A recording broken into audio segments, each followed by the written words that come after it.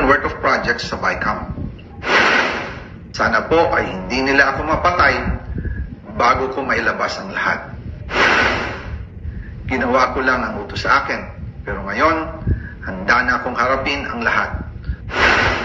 Ginagamit ng administrasyon ang buong resources ng bansa para tumahimik ako. That he will shoot me if I will talk. Gagamitin ako bilang panakipbutas sa kanilang kampanya laban sa korupsyon. Hindi na ako mananahimik, ilalabas ko ang lahat ng katotohanan. May resibo, may ebidensya, at may pangalan.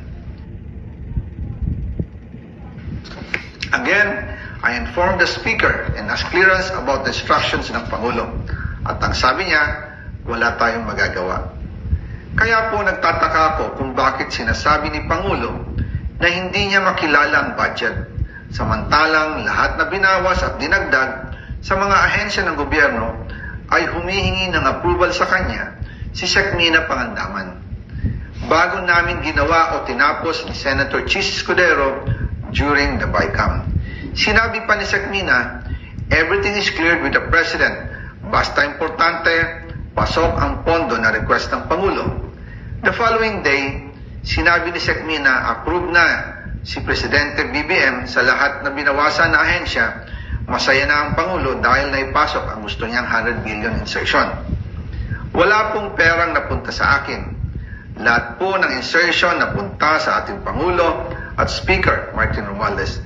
Ako lang at ang aking mga tao, sila Paul Estrada, Mark Tiksay, at ang aking mga security ang nag-deliver papunta sa bahay nila Pangulong Bongbong Marcos at Speaker Martin Romualdez sa North Forbes Park, South Forbes Park, hanggang sa Malacanang. Yung mga deliveries po ay merong record ang aking mga tao. Totoo po yung sinasabi ni Orly Gutesa na nag-deliver siya sa Forbes Park. Totoo din po ang sinasabi ni Orly Gutesa na nag-deliver siya sa Malacanang nung siya ay nasa Senado.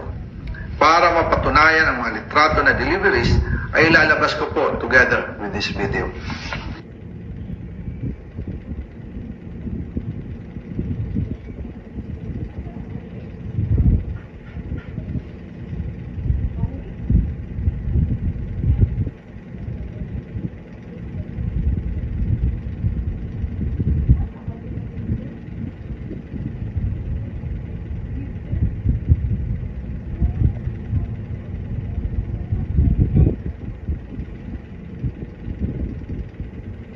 After po ng approval ng budget sa General Appropriations Act of 2025, nagtanong po ako sa DPWH kung magkano ang kailangan na ibigay sa Office of the President o ang SOP na bigayan.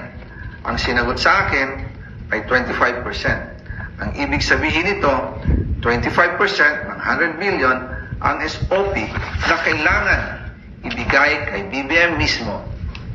In total, 25 billion ang napunta kay Pangulong Bongbong Marcos.